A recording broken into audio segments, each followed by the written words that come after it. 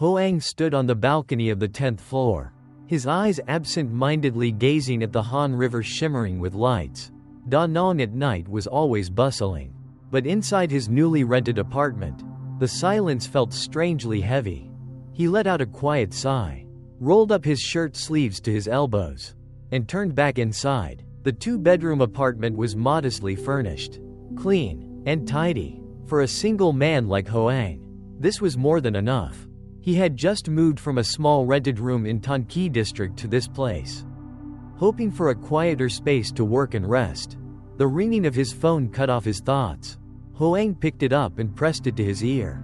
"Hello, Hoang? Done moving yet?" The loud voice of his best friend, Quan, boomed through the line. Hoang chuckled, pouring himself a glass of water as he replied, "Yeah, finished. Exhausting though. The stuff was endless. Took me the whole day to get it even a little organized." Quan laughed gruffly. "Told you to hire movers.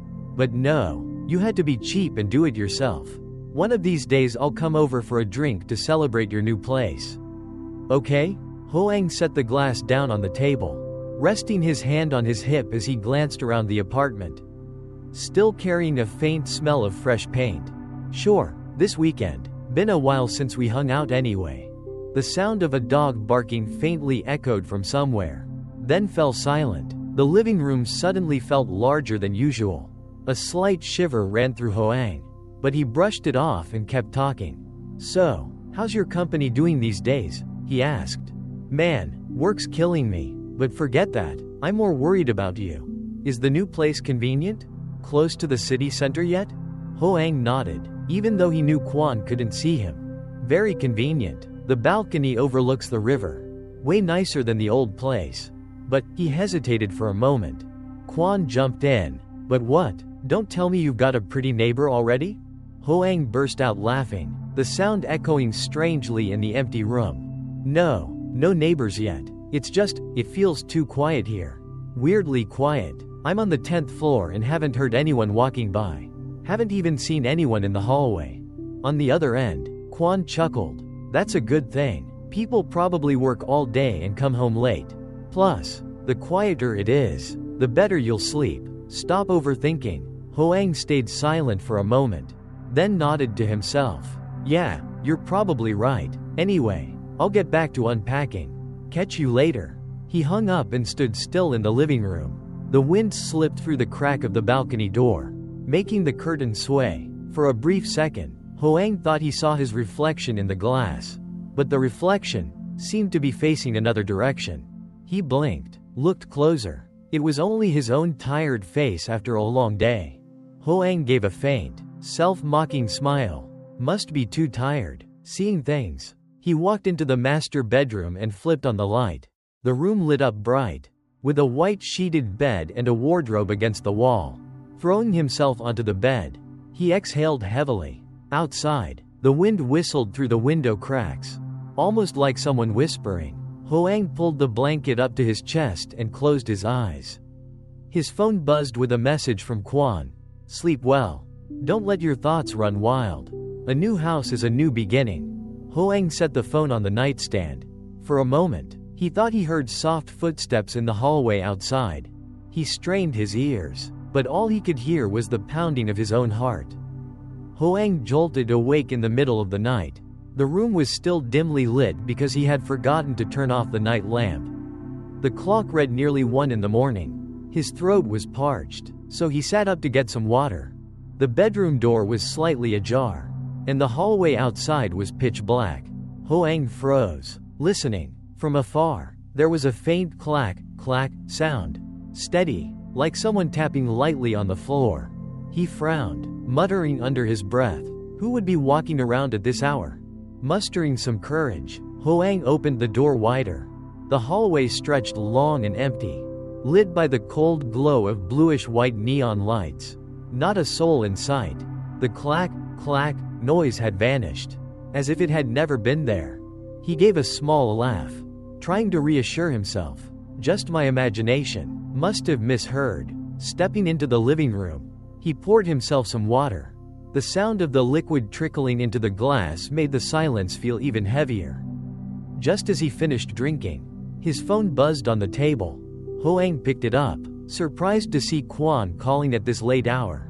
"Hello? What's going on?" Hoang asked, his voice hoarse. Quan chuckled. "Sorry, man, I was out drinking with some buddies and just remembered.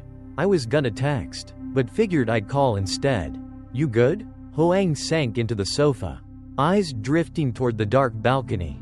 "Good? Not really. Just moved in, still not used to the place. Tonight feels strange. I swear I heard someone in the hallway."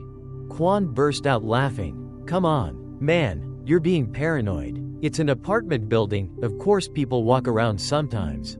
No big deal." Hoang tapped his fingers lightly on the table, frowning. "No, I opened the door and no one was there. The hallway was completely empty. But the sound was right outside my door."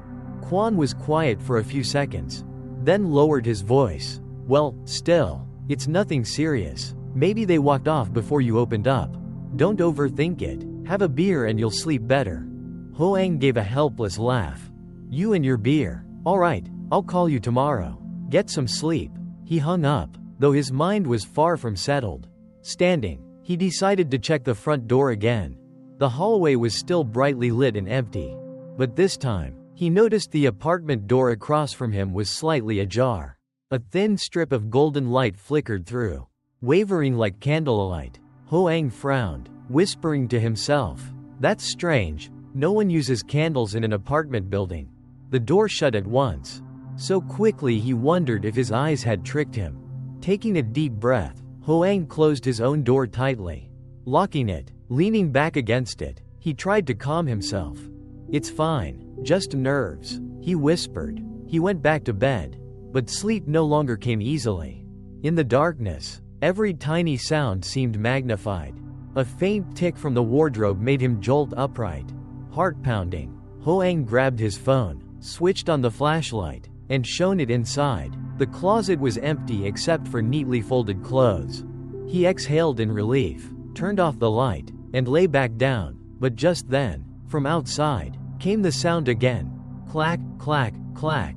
Louder this time, as if someone was knocking directly on his front door. Hoang shot upright, eyes wide. He held his breath, listening. The knocking stopped. Silence. Then his phone buzzed again. A message from an unknown number lit up the screen. "Don't open the door." A chill ran down Hoang's spine.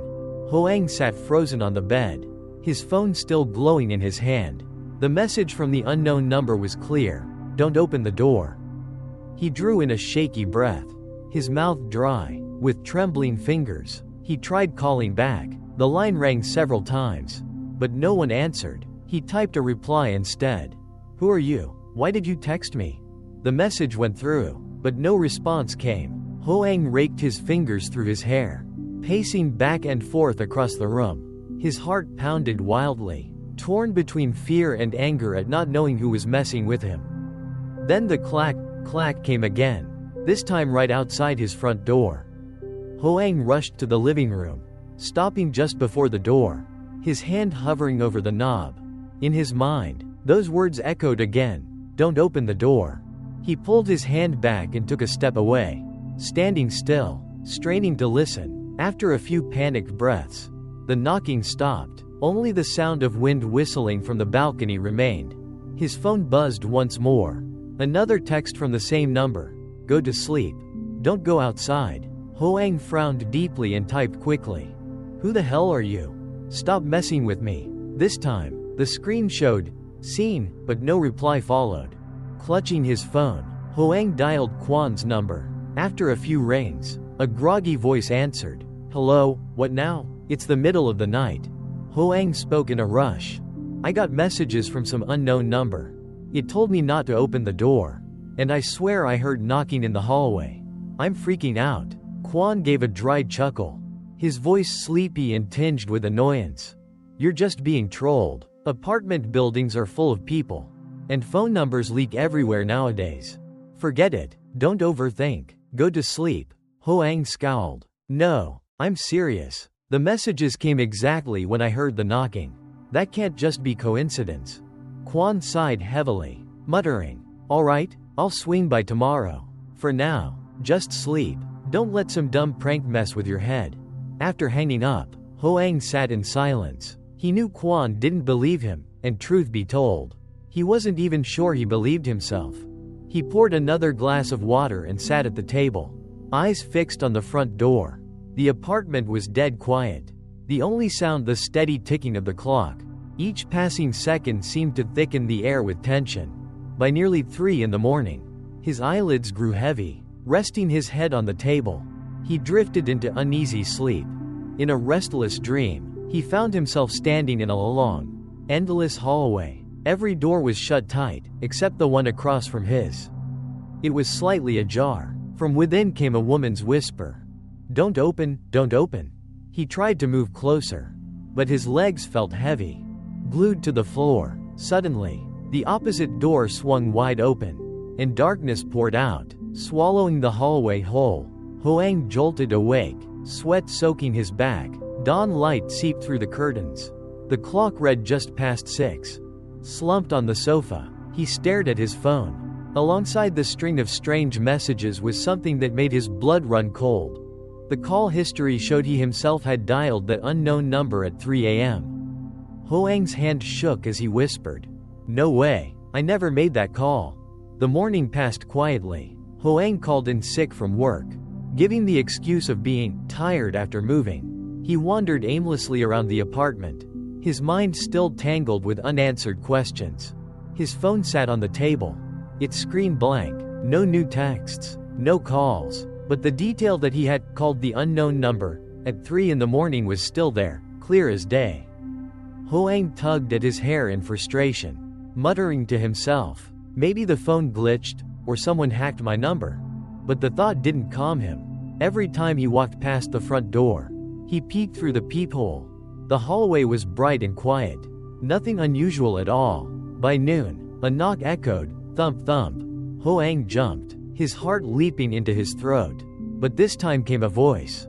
"Mr. Hoang, it's the building manager. Are you home?" Hoang let out a breath of relief and opened the door. A middle-aged man in uniform stood outside, holding a stack of documents. "Ah, yes, what's the matter?" Hoang asked. The manager smiled politely. "Just verifying new resident information. You just moved into Unit 1008, correct? I need your signature." Hoang nodded and signed the paper. As they spoke, his eyes drifted, unintentionally, toward the opposite apartment. Unit 1009. Its door was tightly shut. Silent. After a hesitation, he asked, "Can I ask, does anyone live in the unit across the hall?" The manager froze for a moment, his gaze shifting strangely. "Across? Oh, 1009. I'll have to check the records and get back to you." With that, he hurried off. Hoang frowned as he watched him leave.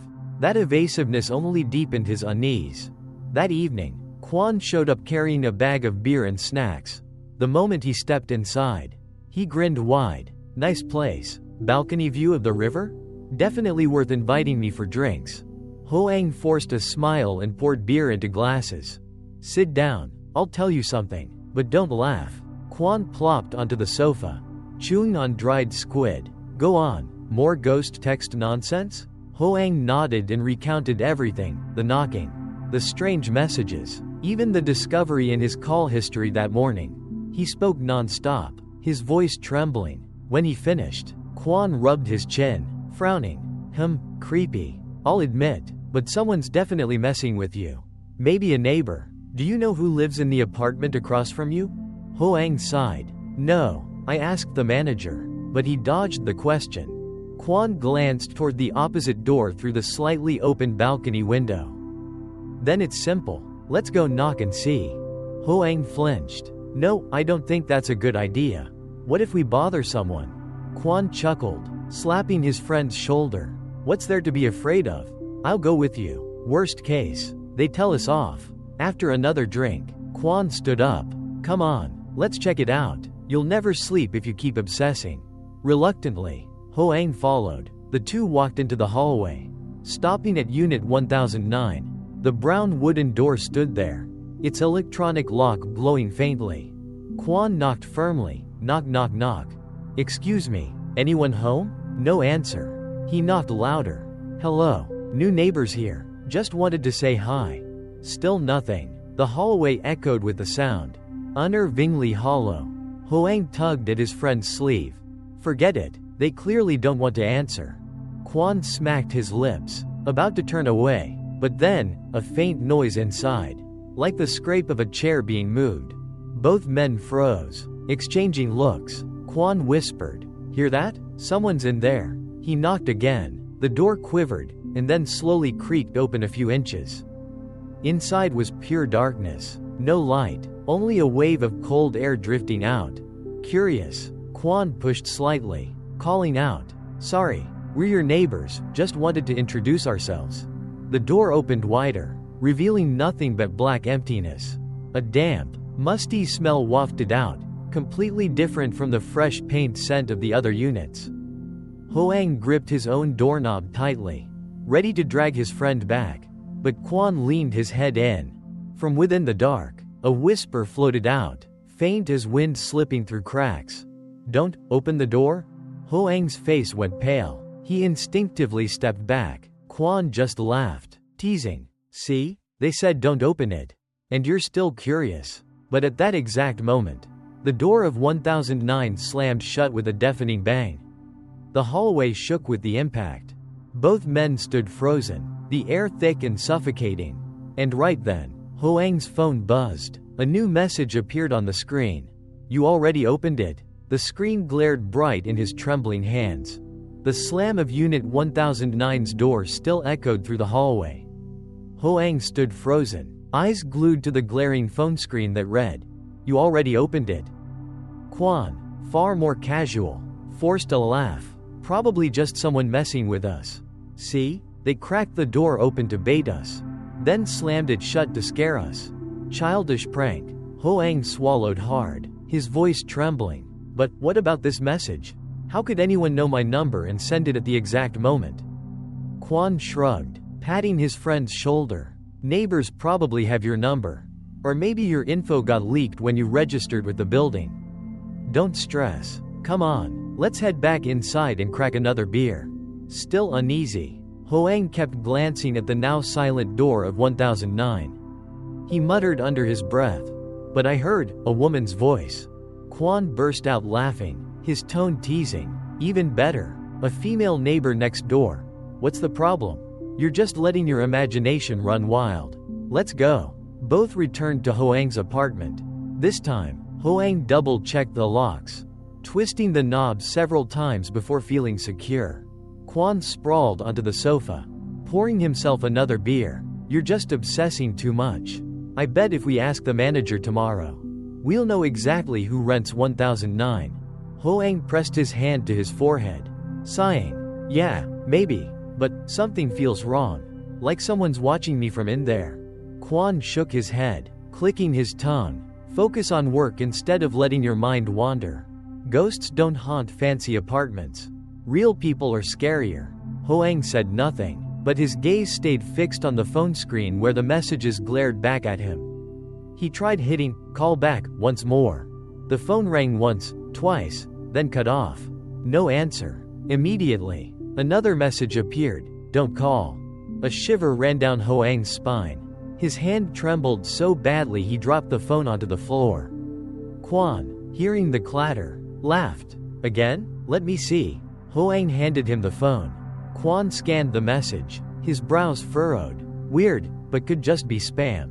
Plenty of scare tactics these days to try and extort money. Hoang shook his head, speaking quickly. "No, these texts, it's like someone right here, watching me, knowing exactly what I'm doing." Quan popped open another beer, raising it. "Then that's all the more reason to stay calm. Tomorrow I'll ask the management. But right now, drink.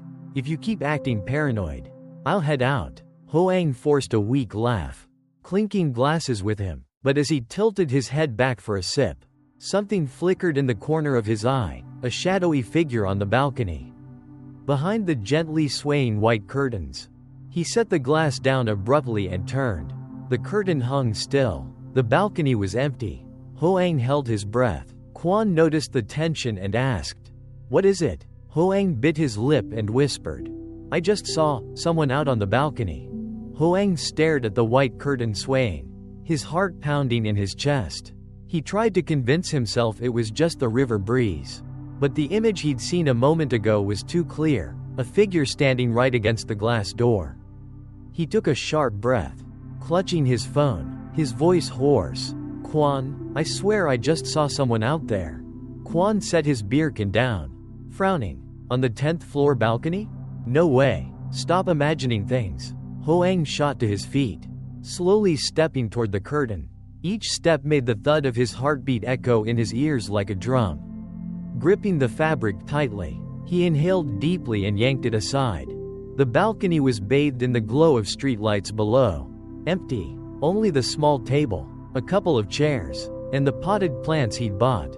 Not a soul in sight. He turned back, breathing heavily. "Nothing, but I saw it. Clear as day." Quan laughed, stood, and clapped him on the shoulder. "You're too wound up. New place. Not used to it yet. Curtain moves, and your eyes play tricks. Perfectly normal." Hoang stayed silent, scanning every corner of the balcony again before pulling the curtain closed. But the unease clung to him like a shadow. They sat back down, trying to steer the conversation elsewhere. Work, friends, future plans. Quan spoke and laughed plenty, while Hoang only murmured in response. The question gnawed at him. If no one was there, then why did I see someone? Near midnight, Quan packed up the snacks and stood. "All right, I'm heading out. Work tomorrow. Don't overthink it. Call me if anything happens." Hoang walked him to the door. The hallway was silent again, just like the night before. Quan waved and disappeared around the corner toward the elevator. Closing the door, Hoang returned inside. The apartment felt suffocatingly quiet. He switched on the TV just for background noise, letting the chatter fill the silence. Then his phone buzzed. A message from the unknown number lit up. "Why did you close the curtain?" Hoang froze, his hands trembling. He glanced at the balcony where the white curtain was now drawn shut. A chill swept through the room. His lips dry, he whispered, "No way, someone's watching me?" The TV droned on with the evening news, but the words washed over him like static. The only sound that mattered was the frantic pounding of his heart. The spacious apartment suddenly felt oppressive. Hoang tried switching channels, from the news to a comedy game show, hoping laughter would ease the tension. But every glance toward the curtain made his chest tighten. He grabbed his phone and reread the message. "Why did you close the curtain?" "Clear, cold," he typed back quickly. "Who are you? What do you want?" Message sent. 1 minute, 2 minutes, nothing. He sighed, about to set the phone down, when ping, a new text appeared. "I just want to watch you." The phone nearly slipped from his hand. He barely caught it, his body breaking into goosebumps. He shot to his feet, heart hammering. He tried to reassure himself. "No, it has to be some hacker. Just a prank, that's all." Hoang went around checking the doors and windows. All locked, front door bolted, window latches tight. He stepped onto the balcony, flipped on the outdoor light, and looked down. The courtyard below was deserted, the Han River glittering under the dragon bridge in the distance. Nothing unusual.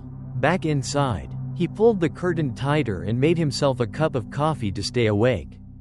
As he turned on the kettle, a sharp clack echoed from the living room, like something had fallen. Hoang froze, his heart skipping. He stepped out. There, beside the sofa, lay the TV remote, though he was sure it had been on the table. He muttered, "Must have slipped, I wasn't careful." He bent down to pick it up. But then, the faint rustle of the curtain.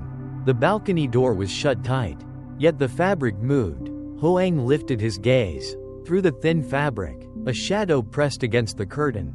Tall, thin, motionless. His throat clenched, and he staggered back. His phone lit up again with a new message. "Don't be afraid, I've been standing here all along." His hand shook so badly the remote nearly slipped again. Hoang shouted, "Who's there? Stop this. Who the hell are you?" His voice echoed through the apartment. Unanswered, the TV flickered, then suddenly shut off, plunging the room into darkness, save for the faint yellow light seeping in from the hallway outside the front door.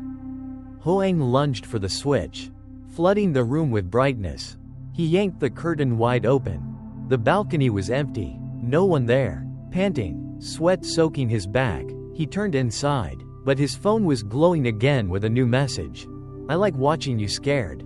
In the morning, sunlight filtered through the curtains and woke Hoang. He sat up, his head throbbing from a sleepless night. After that last text, he had turned on every light in the apartment and sat clutching a pillow until dawn. Hoang muttered hoarsely, "I'll have to change my number, otherwise I'll lose my mind." He went into the bathroom, splashing cold water on his face, but the reflection staring back from the mirror, dark circles under his eyes. Pale skin, barely looked like him anymore. While getting ready for work, his phone rang. It was Quan. "So, how'd you sleep last night?" Quan teased. Hoang let out a sigh. "Sleep? I didn't sleep at all. Still having nightmares? Man, you've gotta stop watching so many horror movies. Everyone feels unsettled when they move someplace new. It wasn't a dream. I got messages from an unknown number. It said it was standing on the balcony, watching me." Quan was silent for a few seconds, then laughed. "Someone's just messing with you. Ignore it, don't give it power." Hoang snapped. "You don't get it. I saw a shadow on the curtain. This isn't normal." Quan's tone softened. "If it's really that bad, maybe move, or at least tell building security. Could be someone playing tricks." Hoang fell quiet. The thought of moving flickered in his mind, but he shoved it away. He had just bought the place, poured in years of savings. Leaving wasn't an option. He grabbed his bag and headed to work. The elevator was crowded, full of chatter, yet Hoang felt isolated, distant. As he pushed through the lobby, he suddenly felt eyes on him, as though someone above was watching. He looked up. Only rows of stacked balconies stared back. At the office, coworkers asked about his new apartment. Hoang just gave vague smiles. All day, every new notification made him jump, even ordinary work emails. The words kept echoing in his head. "I just want to watch you." That evening, he stopped by his usual cafe, hoping for a little peace. The place was lively, soft music playing, customers chatting. He sat alone, staring into the steam rising from his cup. Suddenly, his phone buzzed. A new message appeared. "Why did you go out?" "I'm still waiting in the living room." Hoang nearly dropped his cup, his hands trembling. He looked around the cafe. Everything seemed normal, but the words on his screen froze the blood in his veins. He shot to his feet, quickly paid, and rushed out. On the way back, his heartbeat thundered. One thought consumed him. What if someone really is inside my apartment? He stepped into the elevator, his fingers shaking as he pressed his floor number. When the doors opened, the hallway was bright, silent. He sprinted to his door, jammed the key in, and pushed it open. The apartment was still, lights off, furniture untouched, no sign of forced entry. But on the living room table lay his phone, though he was still holding it in his hand. That night, Hoang tried to sleep early. After the string of bizarre messages, he decided to power off his phone, leave it in the living room, and lock his bedroom door. He wanted to see if, without the interruptions, he could finally sleep in peace. He lay on his side, watching the golden street light glow through the window. The clock read past 11. The ceiling fan spun steadily. The room wrapped in silence. After a while, his eyelids grew heavy, and Hoang drifted off. But not long after, he jolted awake at the sound of a faint click in the living room. He sat upright, heart racing. Images rushed through his mind. A burglar. Or maybe just his imagination.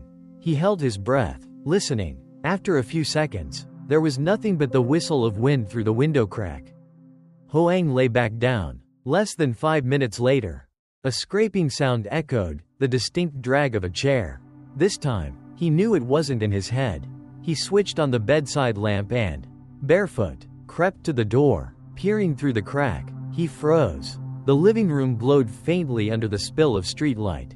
One of the dining chairs had shifted slightly, clearly different from earlier that day. Hoang swallowed hard. He whispered to himself, "Maybe I forgot, or the wind pushed it." Stepping out, he nudged the chair back into place, then retreated quickly, locking his door again.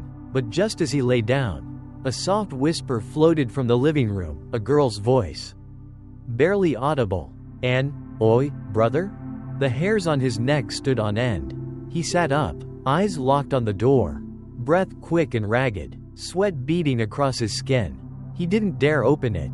Instead, he shouted hoarsely, "Who's there?" Silence. The whisper was gone. The apartment sank back into oppressive stillness. Hoang clutched his pillow, curling up, and sat awake until morning.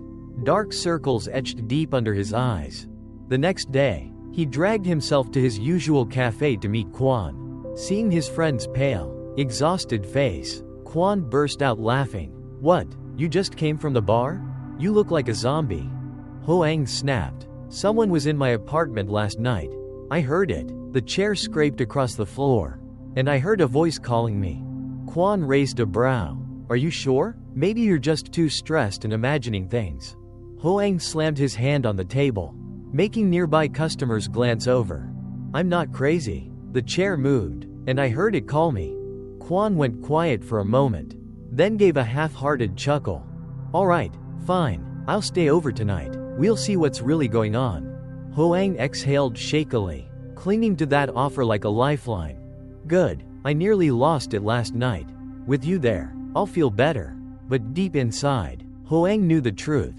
Something in that apartment wasn't just haunting him. It wanted to pull him in. Quan arrived at Hoang's apartment at dusk with a small backpack. As soon as he stepped inside, he chuckled. "What's the big deal? Your place is clean and neat. Maybe you've just been watching too many horror movies and it's messing with your head." Hoang set a glass of water in front of him, his tone curt. "Just stay here tonight and you'll see. I hope it's all in my imagination." They ate, chatted for a while, and by late night laid out bedding in the living room. Hoang no longer wanted to sleep in his bedroom. Out here felt safer with Quan beside him. Before turning off the lights, Quan joked, "Hey, if there really is a ghost, I hope it chooses you and not me." Hoang shot him a glare. "Cut it out. Be serious." The living room lights went out, leaving only the faint glow of street lamps filtering through the curtains. The ceiling fan spun steadily above as the two lay side by side. At first, Hoang stayed tense, but slowly he relaxed, with his friend next to him. The fear eased. Around midnight, a faint click echoed from the kitchen. Hoang's eyes flew open. Turning his head, he saw Quan staring back, wide-eyed. Quan whispered, "You heard that?" Hoang nodded, heart thudding hard. For several minutes they stayed silent. Then came the sound, metallic clinking, like spoons and chopsticks being shuffled in the drawers. Quan shot upright, using his phone's flashlight to scan the kitchen. The beam swept across the counters, cabinets, and appliances. Everything was still in place. No one there. Frowning, he muttered, "That's weird. I definitely heard it." Hoang swallowed. "I told you." They returned to their mats, but neither dared to sleep. Close to 3 a.m., just as they were drifting off, a new sound broke the silence. The scrape of a chair, loud, deliberate, coming from right there in the living room where they lay. The dining chair shifted slowly across the tile, dragging a harsh screech with it. Both men bolted upright, eyes locked on the chair's shadow. Quan's voice shook. "Impossible, there's no wind. And the doors are all shut." Cold sweat dripped down Hoang's back, but he clenched his teeth. "See, I'm not crazy." And then, soft, almost sighing, came a woman's voice from the darkness. "Don't go." Quan froze, face drained of color. Hoang leapt up and flipped on every light in the apartment. The rooms flooded with brightness, but nothing was there. Quan stammered, "Man, you need to move out tomorrow. This place, it's not right." Hoang stood dazed, scanning every corner, his heart racing. Even in the bright light, he still felt it, eyes unseen, following his every move. Morning light filtered through the curtains, spilling across the living room. Quan was the first to wake. Disheveled and exhausted, he pushed himself upright, scanning the room as if to make sure nothing unusual lingered. Hoang still lay there, dark circles under his eyes after a night of near sleeplessness. Stretching, Quan muttered in a hoarse voice, "I swear, I've never experienced anything like last night." We both heard it. The chair moved on its own. That wasn't our imagination.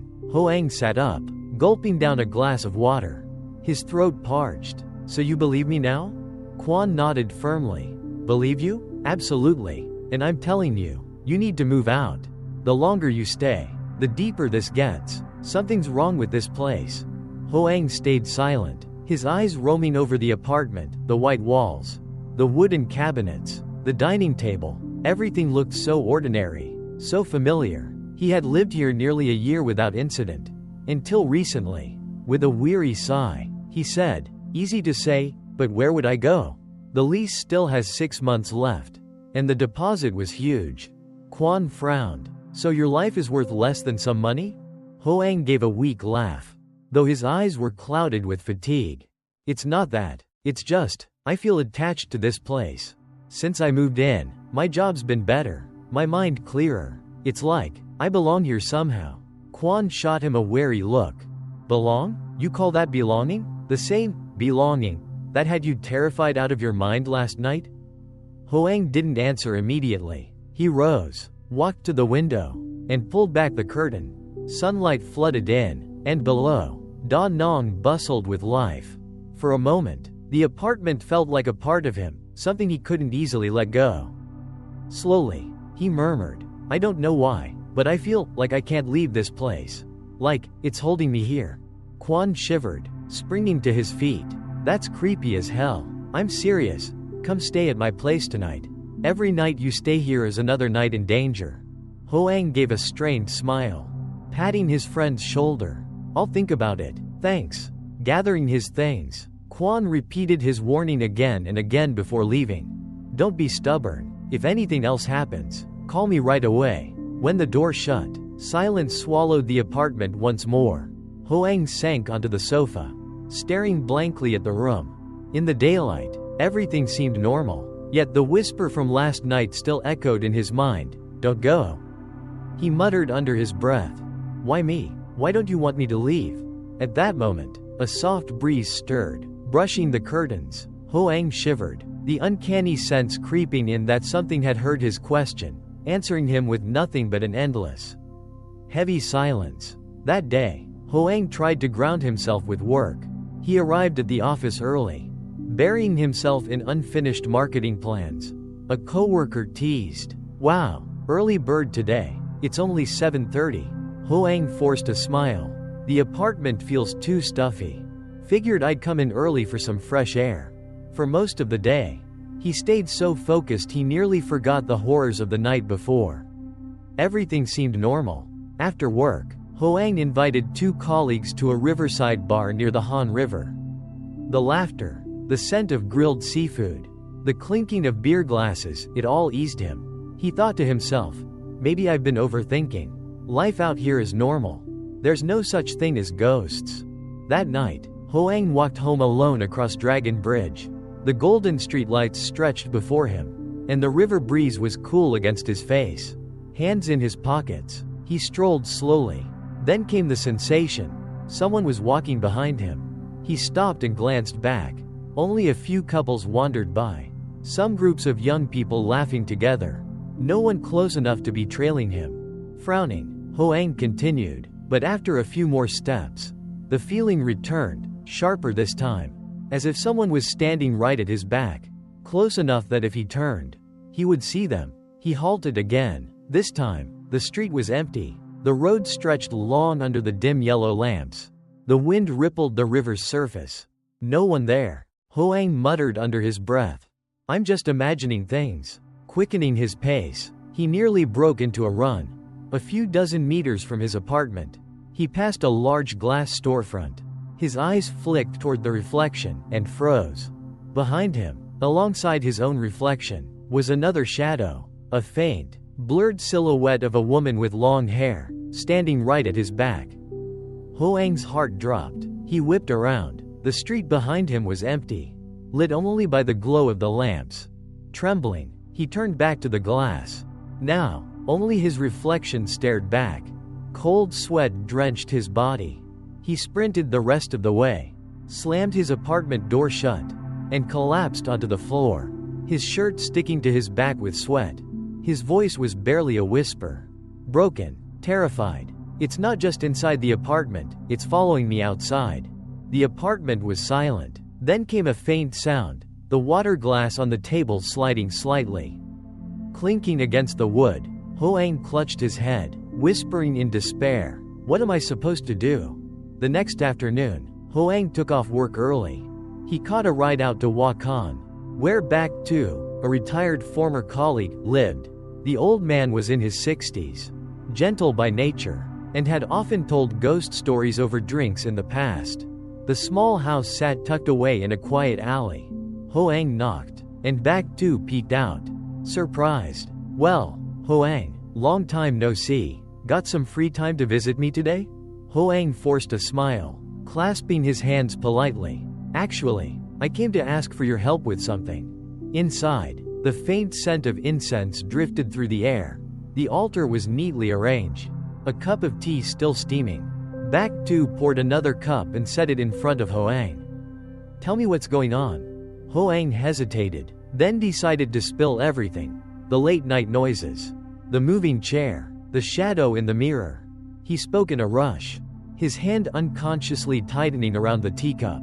When he finished, Back To sat in silence for a long moment. Finally, he asked slowly, "Where exactly is this apartment?" "Near Dragon Bridge. It's a new high-rise, only a few years old." Back To frowned, tapping his fingers against the table. "That land, many of those areas had history. Sometimes people died there long ago. They build something new. It looks modern, but that doesn't mean it's at peace." Hoang swallowed hard. "So, what should I do? I've thought about moving, but somehow I feel like I can't leave. Like something is holding me back." Back To fixed him with a serious look. "If it's truly a spirit, then it will follow you wherever you go." The apartment was only the beginning. Hoang froze. "You mean, it's already attached to me?" The old man sighed. "I can't say for sure. But you must keep yourself calm. Don't provoke it, don't curse at it. If you want, light incense, offer a cup of clean water, and ask for peace. That's all." Hoang frowned, disappointment flickering across his face. "That's it? There's no stronger way?" Back To gave a wry smile, his tone somber. "Do you think I'm some sorcerer? It's hard enough for the living to take care of the living. How can we control the dead? I'm only giving you advice. Believe it or not, that's up to you." Hoang fell silent, taking a bitter sip of tea. The words were half comfort, half a deeper weight on his chest. Before he left, Back To patted his shoulder. "If anything strange happens again, don't face it alone. Lean on your family, your friends. Being alone will only invite darker thoughts." Hoang nodded, forcing a smile, stepping out into the Da-Nang afternoon. Sunlight bathed the narrow alley in a golden glow. Yet inside him, emptiness and fear wound tighter. He whispered to himself, "So there's no escaping it." It was already dark by the time Hoang returned to the apartment building. He lingered in the lobby for a long while, taking a deep breath before daring to step into the elevator. Back To's words still echoed in his head: "Light incense. Place a cup of clean water. Pray for peace." Inside his unit, Hoang turned on every light. He walked a full circle around the place. Windows locked, chairs neatly pushed in, nothing out of order. Yet the air felt heavy, oppressive, as if someone were watching him from a shadowy corner. His hands trembling, he took out the leftover pack of incense and lit 3 sticks. The thin smoke curled upward, filling the room with its sharp, pungent scent. He placed them on his desk beside a glass of freshly poured water. Hoang pressed his palms together and muttered under his breath, I mean no harm. If someone is here, please let me be. I only want to live peacefully." He stood still for a while. Nothing happened. The incense glowed steadily, smoke spiraling calmly, the lights shining bright. Hoang exhaled in relief, telling himself, maybe I really am just overthinking this. But the moment he turned away, a cold draft swept through. Papers on the desk rustled faintly. Startled, he looked back. The incense, burning strong just seconds before, suddenly withered, the smoke twisting violently as though blown by a hard breath, and then it went out. Silence swallowed the room. The glass of water rippled, tiny concentric waves spreading across its surface. Hoang staggered back a step, his pulse hammering. He stammered, "No, no, this can't be." Suddenly, a click sounded at the window. Hoang spun around to see the glass pane, locked firmly just moments ago, slowly creaking open on its own. He lunged forward to slam it shut, but the instant his hand touched the frame, an icy pale hand reached in from the darkness outside and brushed against his wrist.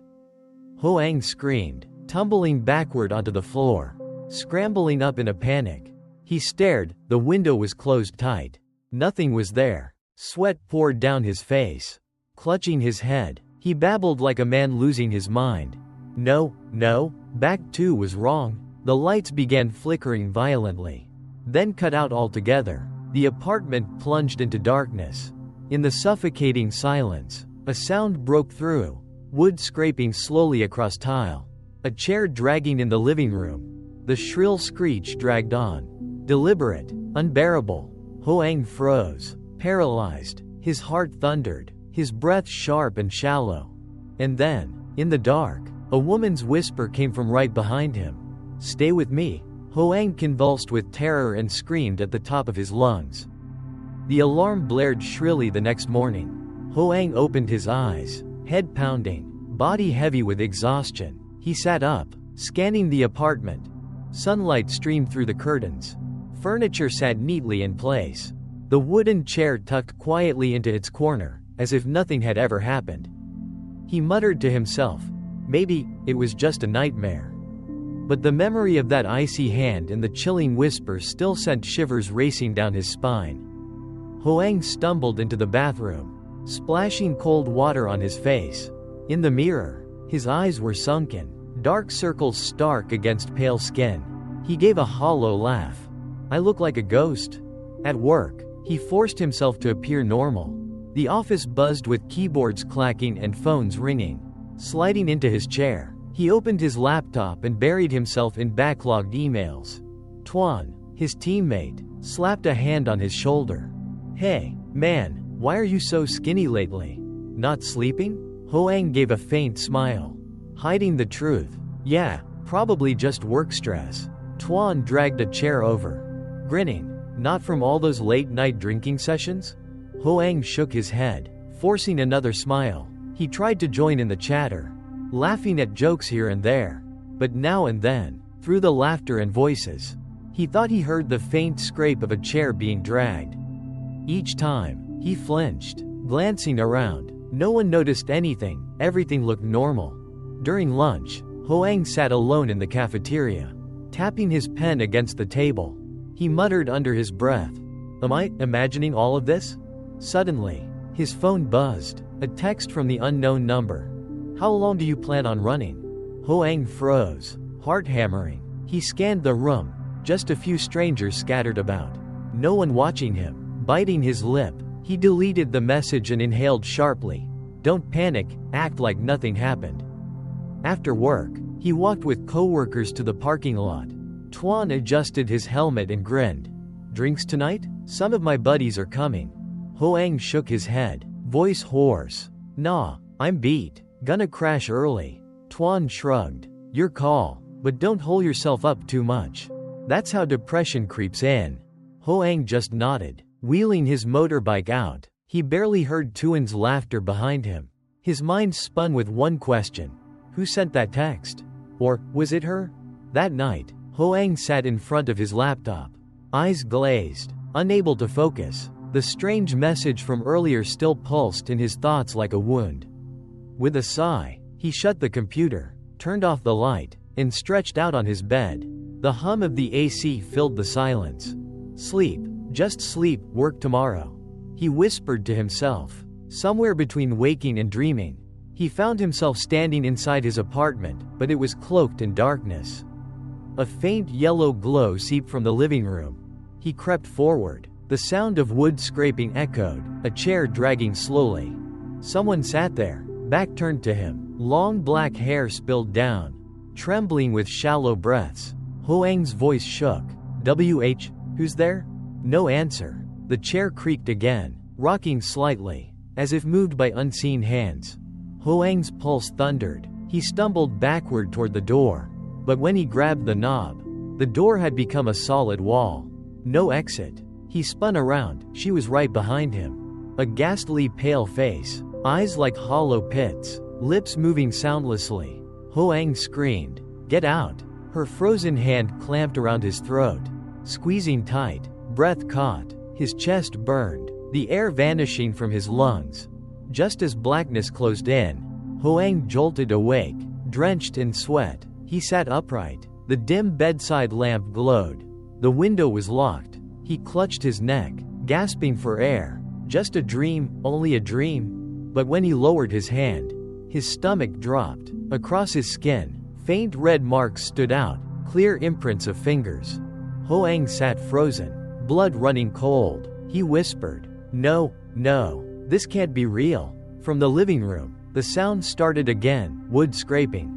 Slow and deliberate. The chair was moving. The next morning, Hoang stood in front of the mirror, tugging at his collar in a futile attempt to hide the faint red marks on his neck. No matter how he adjusted his shirt, the shapes of fingers still showed. He swallowed hard and let out a shaky sigh. In his head, the words kept looping.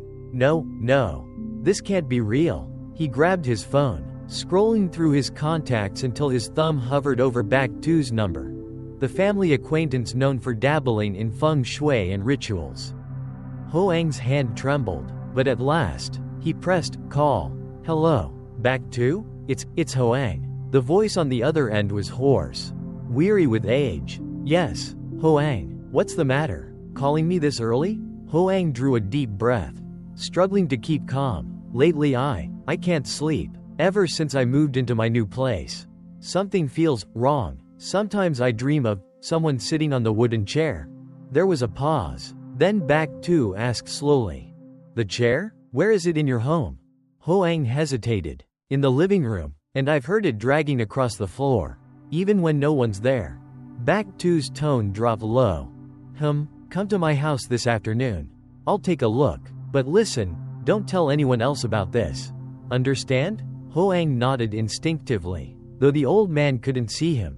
"Yes, I understand." After hanging up, Hoang collapsed onto the chair. He glanced around the apartment.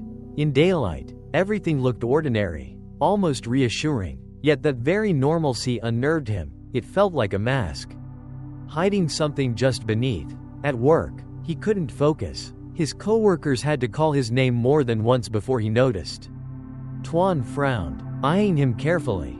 "Hey, what's going on with you? You look like a panda. Been losing sleep again?" Hoang forced a weak smile and shook his head. "Nothing, just stayed up too late. That's all." Tuan narrowed his eyes. "Stayed up doing what? You're not yourself. Man, if something's up, tell me." Hoang hesitated, then deflected. "Seriously, it's nothing." Tuan studied him for a moment longer, then sighed. "Fine, your call, but be careful. If you wear yourself out, you'll end up sick." Hoang nodded, bowing his head over his laptop. But inside, all he could do was count down the hours, the minutes, until afternoon, until he could meet Back 2. Late afternoon, Hoang stood in the lobby of the apartment building, hands shoved in his pockets, eyes scanning the entrance. Right at 5 p.m., a short, stocky figure stepped out of a taxi, faded button-up shirt, graying hair, and an old cloth bag clutched in one hand. "Hoang," the familiar hoarse voice called out. Hoang hurried over to help, bowing his head. "Yes, Back 2. Thank you so much for coming." Back 2 gave a slow nod, his aged eyes sharp despite the wrinkles. As they walked inside, he asked in a low voice, "How long have you been living here?" "Almost 3 weeks." 3 weeks, that number matches up," he muttered under his breath, eyes darting along the hallway as if sensing something unseen. Hoang unlocked the door and led him in. The living room was tidy, bright, nothing unusual at first glance. But when Back 2's gaze landed on the wooden chair by the wall, he froze. He rested a hand on his hip, squinting. "This chair, you've had it here since the beginning?" Hoang nodded. "Yes, it came with the apartment when I bought it. I didn't throw it out, I thought it might be useful." Slowly, Back 2 stepped closer, placing his palm on the chair's armrest. For a moment, His expression darkened before he masked it with a dry cough. Old chair. This kind was usually made for worship, not for everyday use. Strange. Hoang swallowed hard, lowering his voice. Last night, I dreamed someone was sitting there. When I woke up, there were hand marks on my neck. Back 2 spun toward him, his eyes sharp and commanding. Tell me the truth. Have you hidden anything from me? Did you do something unusual after moving in? Hoang quickly waved his hands. No, nothing. I just moved in and lived like normal. I didn't even do a housewarming ritual. Back 2 exhaled heavily, opened his cloth bag, and pulled out a bundle of incense, a few sheets of gold paper, and an old brass compass. He walked slowly around the living room, set the compass on the coffee table, and lit the incense. The smoke curled and twisted. He closed his eyes, chanting under his breath. Hoang stood nearby, his heart pounding. Suddenly, the incense flared up, burning unnaturally bright before spitting out thick black smoke. The air in the room instantly turned colder. Back 2 opened his eyes, his face grave. There's something unclean here. It hasn't just arrived, it's been lingering for a long time. This apartment has history. Hoang's face drained of color, his voice breaking. What kind of history? Back 2 didn't answer right away. He pressed the incense out in a small bowl of salt he'd brought, then said firmly, "Tonight, under no circumstances should you sleep alone."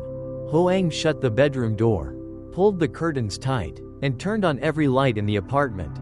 Back 2's warning, "Absolutely do not sleep alone," echoed in his head, making his nerves even more frayed. He grabbed his phone and called Tuan. "Hello? You free? Come over. Have a few beers with me. I don't want to be by myself tonight." On the other end, Tuan burst out laughing. "What? You? Calling me over at night? Usually, you'd rather hide at home. Fine, I'll come. Give me a bit." About 40 minutes later, Tuan showed up with a bag of cold beer. As he set it down on the table, he smirked. "Careful, man, calling me over this late. Don't tell me you're trying to confess some bro love or something." Hoang let out a crooked laugh. "Shut up, drink." The 2 clinked cans. The fizz of beer and their loud chatter managed to chase away some of the fear clinging to Hoang. He talked a bit about work, while Tuan complained about the stress piling up at the office. By past 10, Tuan leaned back on the couch, patting his stomach. "I'm done. I'm drunk. Let me crash here. I'll head out early tomorrow." Hoang nodded quickly. "Yeah, stay. Just sleep on the sofa. It's fine." Tuan grabbed a pillow and sprawled across the couch. Hoang cleaned up the empty cans, silently grateful he wouldn't be alone tonight. But around midnight, when the only sound left was the slow spin of the ceiling fan, Hoang jolted awake. A cold draft swept through the room, even though every window was firmly shut. He sat up, heart hammering, glancing at the sofa. Tuan was still sound asleep, snoring softly. But then, the wooden chair. It wasn't against the wall anymore. Hoang's mouth went dry, eyes wide. The chair had shifted out, turned to face the sofa, as if someone had just sat up in it and was now staring. His whole body shook as he backed against the wall. He tried to call Tuan's name, but his throat locked up, and only a hoarse whisper escaped. Tuan." In that moment, the faint creak of wood echoed, subtle but unmistakable, the weight of someone settling into the chair. The ceiling light flickered twice, then steadied. Tuan stirred, mumbling groggily. "Hoang, why are you calling me?" Hoang wanted to sob, but instead he lunged forward, yanking Tuan upright. "Get up, don't lie there." Tuan frowned. "What the hell? You scared the crap out of me." Hoang didn't answer. His trembling eyes stayed locked on the wooden chair, where the seat still bore a deep indentation, as if someone invisible was sitting there just moments ago. Tuan rubbed his eyes, sat all the way up, and scratched his head. "Man, you killed my sleep? What's going on? Tell me straight." Hoang still clutched his friend's arm, his voice trembling. "The chair, that chair. It turned by itself. And I saw the mark. Like someone sat on it. I swear I saw it." Tuan frowned, glancing at the wooden chair. Under the harsh white light, the seat really did sink in. leaving a deep impression as if someone had just pressed their weight down. Tuan squinted, forcing a nervous laugh. Well, maybe the old wood's just sagging.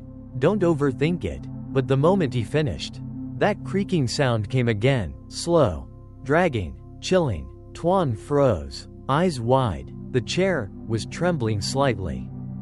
Holy shit, he stammered, backing up until he was pressed against Hoang. His hands shook violently. Could it be the wind?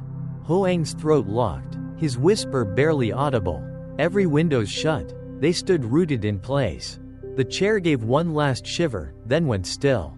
The silence afterward was so sharp they could hear the clock ticking. Tuan swallowed hard, face pale as chalk. He stammered, I saw it too. This isn't just in your head. Hoang gripped his friend's hand tight, clinging to it for safety.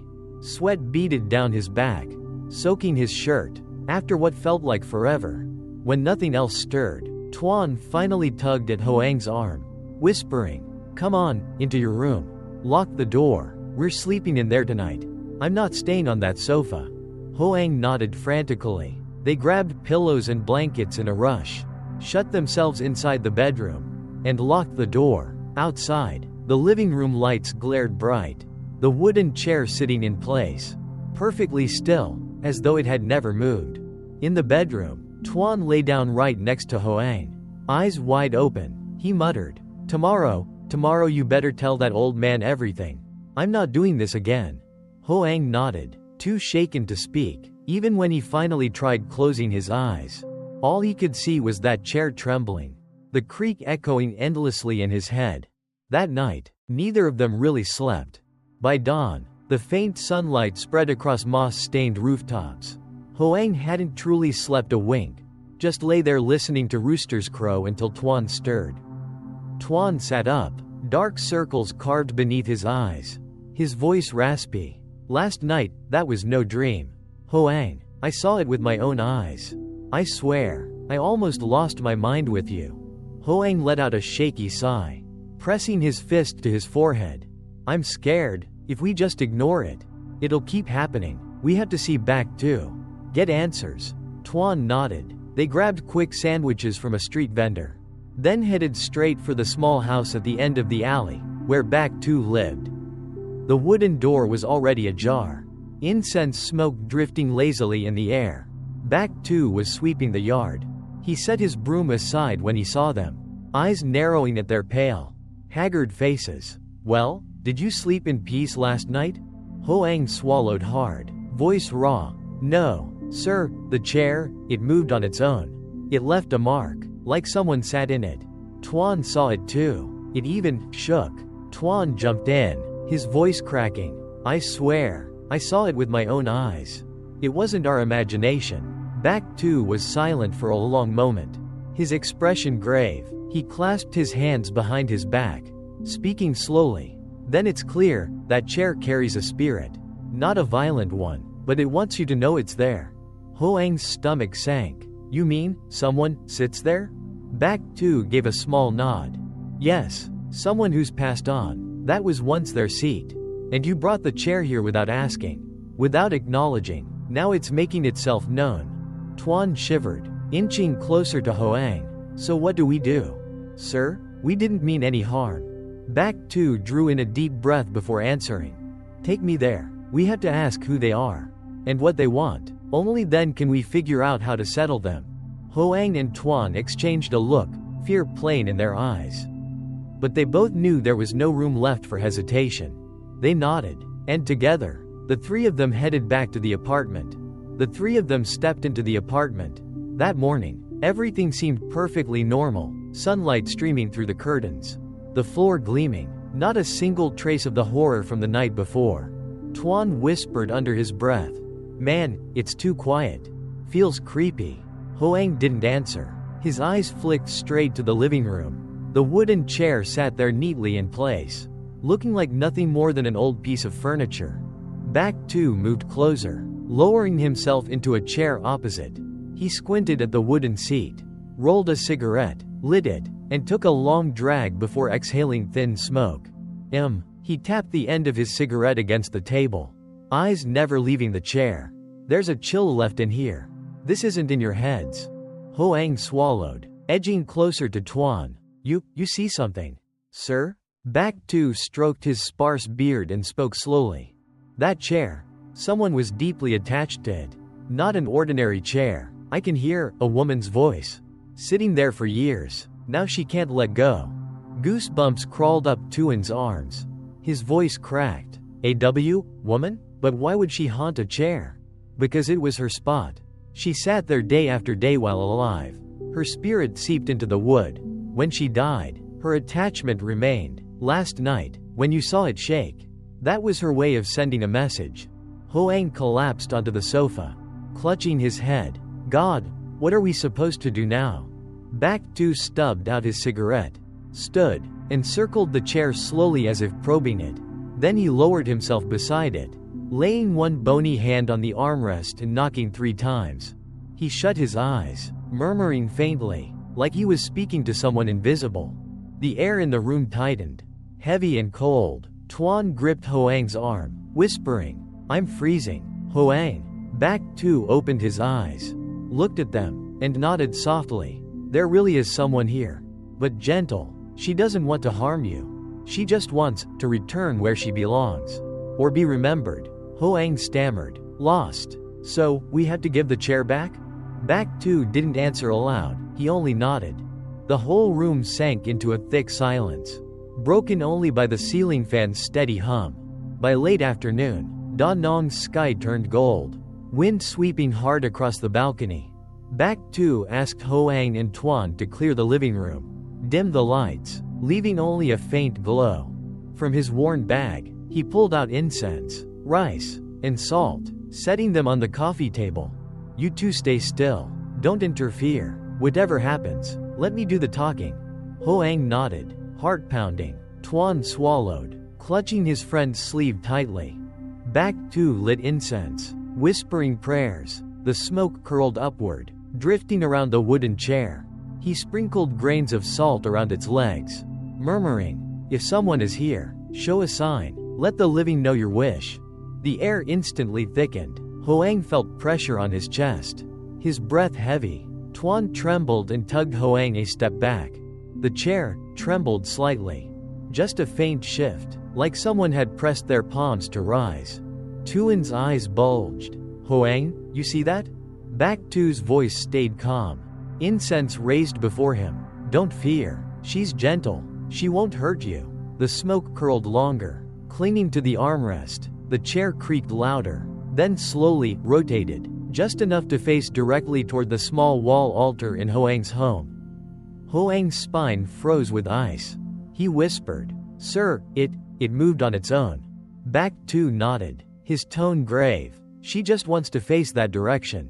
Perhaps where she once lived. Her chair also faced the altar. Tuan clutched Hoang's arm hard, shaking. Jesus, I've got chills all over.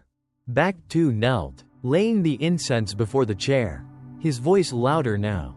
If something still binds you, tell me, I'll speak to the living on your behalf, so they can help. The room fell silent. Then, talk, talk, talk. 3 knocks echoed from the wooden frame, slow and even. Hoang flinched, retreating against the wall. Tuan sucked in a sharp breath, nearly swearing aloud. Back 2 tilted his head, listening intently, then nodded. Ah, she wants to return. This chair once belonged to her home, didn't it? The chair gave another faint shiver, as if answering. Hoang's throat closed. He stammered, Sir, what does this mean? Back 2 turned to him, voice stern. It means this chair cannot stay here. You must bring it back where it came from. Otherwise, she'll keep returning, and you'll never find peace. Tuan blurted, panicked. But, where's that old house? We don't even know. Back 2 inhaled deeply, his gaze fixed on the chair. She'll show us, but it takes time. You can't rush this. Just then, a cold gust swept through, making the incense flicker violently. The 3 of them stood in tense silence until the chair stilled again. Motionless, Back 2 exhaled, planting the incense in a bowl of salt. He turned to Hoang and Tuan. It's done. Tonight will be quiet, but you must prepare. Tomorrow, we return the chair to its home. Hoang collapsed into the sofa, his shirt clinging with sweat, his eyes locked on the chair. In the dimming light, it looked no different from an old piece of wood. Yet the longer he stared, the stronger the sensation grew, that someone was still sitting there, silently facing the altar. The next morning, Da Nang lay under a heavy gray sky, clouds pressing low. Hoang drove a small borrowed truck, the wooden chair strapped neatly in the back. Tuan sat in the passenger seat, eyes glued to the chair in the rearview mirror, his face pale as paper. Baek Tu sat beside them, clutching his old fabric bag. "Keep calm on the road," the old man warned. "Don't let your mind wander. Don't speak harshly. Whoever's with us can hear everything." Hoang gripped the steering wheel tighter and gave a slight nod. The truck rumbled across Dragon Bridge, then veered down a narrow road toward the outskirts. Wind whipped hard, making the tarp over the truck bed snap loudly. Tuan turned, his voice shaking. "Uncle, are we sure about this? If we bring it back, will everything really be over?" Baek Tu answered slowly. "Things only rest when they're where they belong. The dead, the living, or an object, it's all the same. Keep what's not yours, and you invite trouble." Hoang swallowed hard, forcing himself steady. "But where exactly is this old house?" Baek Tu closed his eyes, listening to something only he could hear in the wind. After a long pause, he said, "Drive another 5 kilometers, then turn left onto a dirt road. There'll be an old brick house. Half the roof collapsed. That's the place." Tuan's eyes widened. "What? You haven't even been there. How do you know?" The old man didn't answer, his gaze fixed firmly ahead. And just as he said, a dilapidated house appeared. Weeds choked the yard, the rusty gate sagged crookedly, and the tin sheets on the roof rattled under the wind. Hoang pulled the truck to a stop, his heartbeat pounding. All three climbed out. The wind moaned through holes in the metal roof, the whole place heavy with years of abandonment. Hoang and Tuan hauled the chair inside, setting it in the middle of a cracked living room floor. Dust billowed into the air. They quickly stepped back. Baek Tu moved forward, lit incense, and sprinkled salt in a circle around the chair. Kneeling down, he raised his voice. "If you are the one who once owned this, the chair has now returned. Please rest easy. The living will not keep it.